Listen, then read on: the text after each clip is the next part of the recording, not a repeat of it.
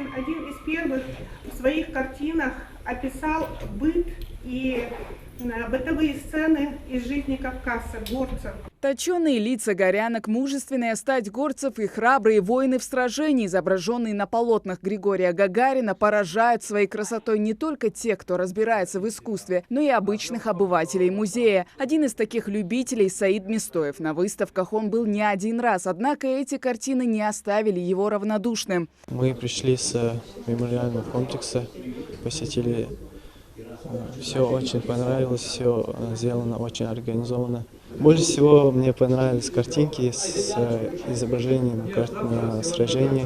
Григорий Гагарин родился аристократом. Хоть живописная профессия считалась на то время не подходившей ему по крови, но где бы он ни оказался, рука все же требовала кисти. Хава Акиева тут в качестве посетителя считает, что больше всего для себя нового тут откроют модельеры. В работах художника, помимо акцента на этикет и обычаи кавказских народов, внимание сосредоточено на национальных костюмах. Они могут увидеть свадебный наряд, но в этом свадебном наряде форма кроя, так скажем, пошейная, нагрудник и пояс, и, естественно, сама длина платья, и какая его цветовая палитра.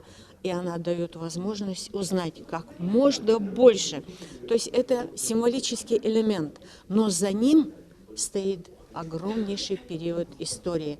Художник показал миру пейзажи и лица горянок и горцев, обнажил нравы народов, населяющих Кавказ – ингушей, черкесов, аварцев, грузин, армян и лезгин, что имеет немаловажное значение для ингушской культуры. На фотопортретах изображены сюжеты, которые художник Григорий Гагарин запечатлел уже в прошлом столетии, 200-летней давности.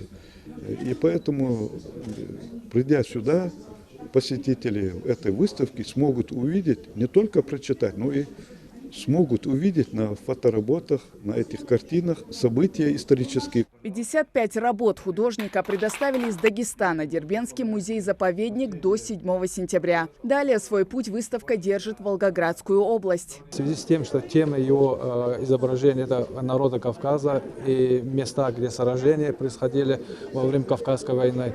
И мы решили, что лучше будет эту выставку показать по столицам республик Кавказа.